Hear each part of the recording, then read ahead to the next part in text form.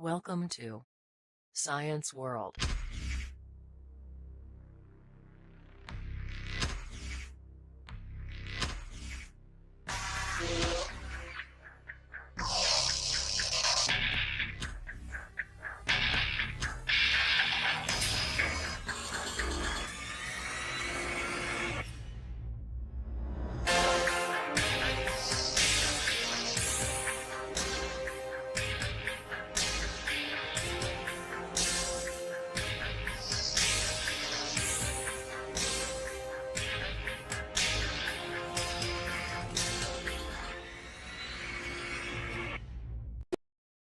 Assalamualaikum dan salam sejahtera. Bersama saya, Cikgu Siti Faliha binti Khalil dari SMK Layang-Layang Kiri. Hari ini, Cikgu akan mengajar subjek Sains tingkatan 5. Tema pembelajaran kita pada hari ini ialah penerokaan bumi dan angkasa lepas. Bidang pembelajaran kita adalah bab 9, teknologi angkasa lepas. Standard pembelajaran yang akan kita bincangkan pada hari ini ialah 9.1.5 berkomunikasi mengenai kaedah menjejaki stesen angkasa. Standard pembelajaran, Cikgu amat berharap di akhir sesi pengajaran dan pembelajaran kita pada hari ini, murid diharap dapat 1. Mengira kekerapan ISS mengorbit bumi dalam tempoh 1 hari. 2. Menjejaki kedudukan stesen angkasa menggunakan aplikasi telefon pintar. Okey, topik pertama kita pada hari ini ialah kaedah menjejaki stesen angkasa. Kita tahu bahawa kekerapan ISS mengorbit bumi dalam tempoh 1 hari dapat dihitung dengan menggunakan maklumat yang berkaitan ketinggian orbit dan juga laju ISS. Okey, seterusnya kita tengok bagaimana cara nak mengira kekerapan ISS mengorbit bumi dalam tempoh 1 hari.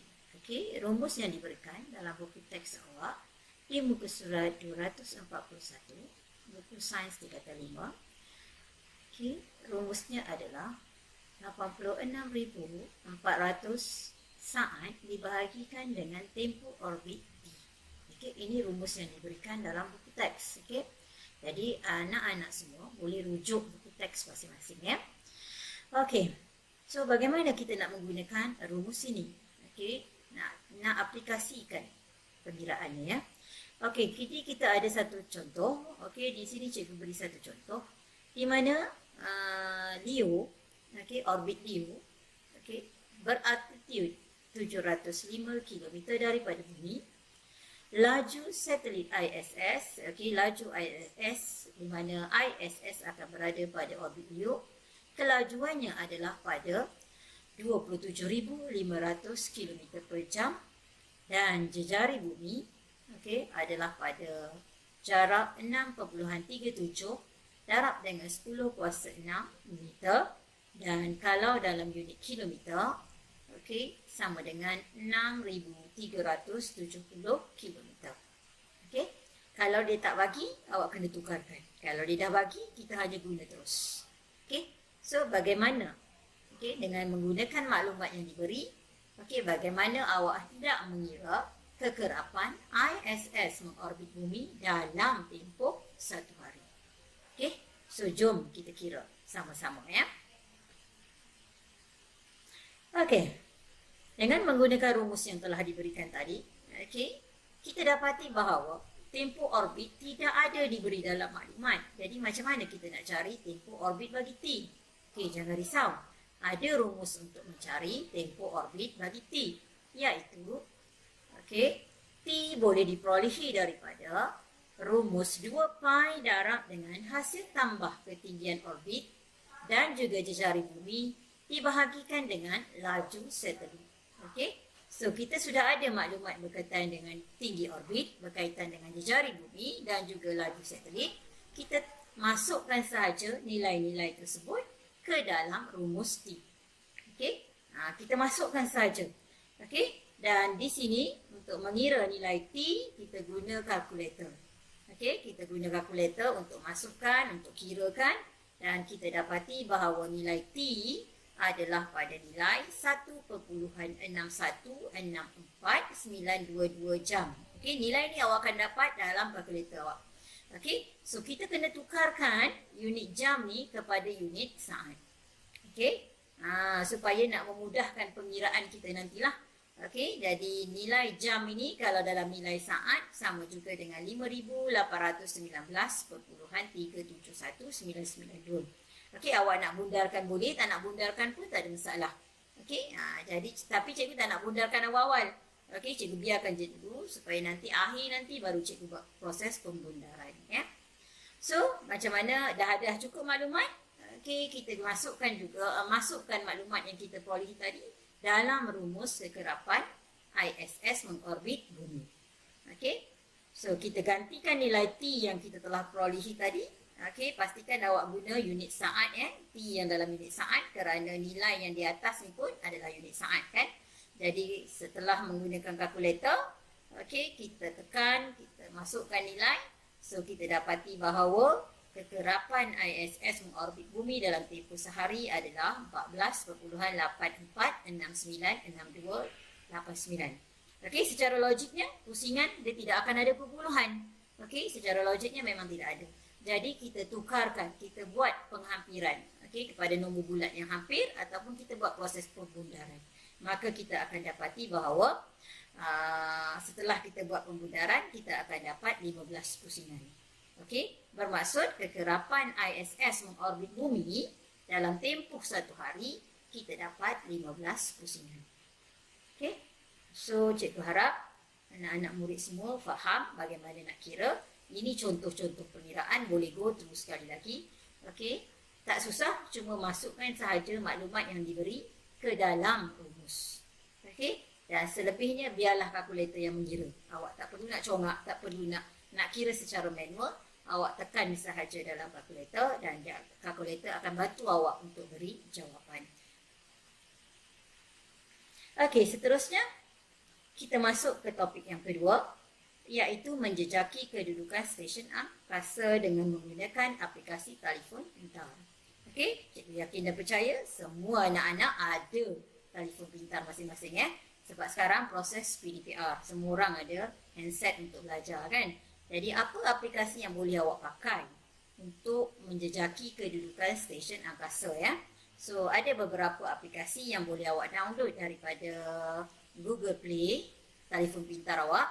Okey, ini antara beberapa contohlah aplikasi yang boleh cikgu kongsikan dengan awak. Okey, yang pertama Sky Safari. Okey, yang kedua ISS Live Now dan yang ketiga Live Earth Map. Okey, awak boleh ambil ketiga-tiganya, awak boleh cuba ataupun cikgu cadangkan sebab cikgu dah pakai yang ni, ya. Cikgu dah pakai yang ni, cikgu dah guna yang ni, jadi cikgu boleh cadangkan pada awak, iaitu saya menggunakan ISS Live Now. Okey, saya menggunakan apps ni lah untuk nak dikongsikan dengan awak. So, manalah rupa tangkapan skrin. Okey, bila kita guna ISS Live Now ni. Okey, tapi yang ingatlah, ya, sebelum nak pakai kenalah install dulu.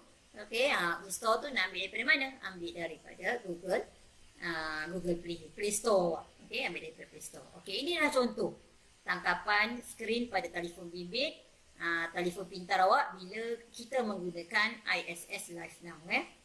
So inilah rupa bentuknya. So baca apa penerangannya? Okey, itu adalah merupakan ISS station satelit. Okey, ada gambar satelit ni pun, kan, ya. Okey, kemudian di manakah pemerhati? Okey, kedudukan pemerhati. Okey, ni simbol rumah tadi adalah pemerhati. Maksudnya di mana awak mengakseskan telefon pintar awak tu. Okey, awak di rumah ke, di pejabat ke, di mana-manalah, di Perak ke, kalau di Indonesia ke, kalau lah pergi luar negara, kan. Okey, cuma cikgu hari tu di Malaysia lah. Kalau awak besarkan ni, awak nampak di Malaysia. Okey, besarkan lagi dekat situ, awak akan nampak di Perak. Okey.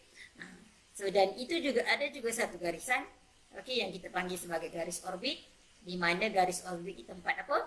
okey, tempat ISS melaluinya untuk mengelilingi bumi. Okey, garis orbit inilah. Okey, yang ini orbit Leo lah ya, orbit Leo. Okey, kerana kita tahu ISS berada pada orbit Leo. So ini adalah garis orbit tempat ISS mengorbit bumi. Okey, laluan ISS mengorbit bumi. Okey, ini adalah contohnya. So untuk dapat lebih banyak lagi maklumat, awak boleh teroka sendiri. Okey, kerana awak generasi Z ni cepat explore, lebih cepat daripada kami, lebih cepat daripada cikgu kan. Jadi boleh explore, boleh cuba downloadkan awak punya apps, apa jua jenis apps, okey, untuk awak cuba menjejaki stesen satelit. Okey, tak kira waktulah. Okey, dan awak akan nampak kedudukannya akan berubah-ubah. Okey, kedudukannya akan berubah-ubah. Alright, itu saja perkongsian cikgu pada hari ini. Okey, cikgu harap yang pertama awak dapat mengira kekerapan ISS tadi mengelilingi bumi dalam tempoh 1 hari, dan juga awak boleh mencuba. Okey, mencuba pelbagai aplikasi yang ada dalam telefon pintar awak untuk awak membuat tangkapan skrin menjejaki kedudukan ISS ya.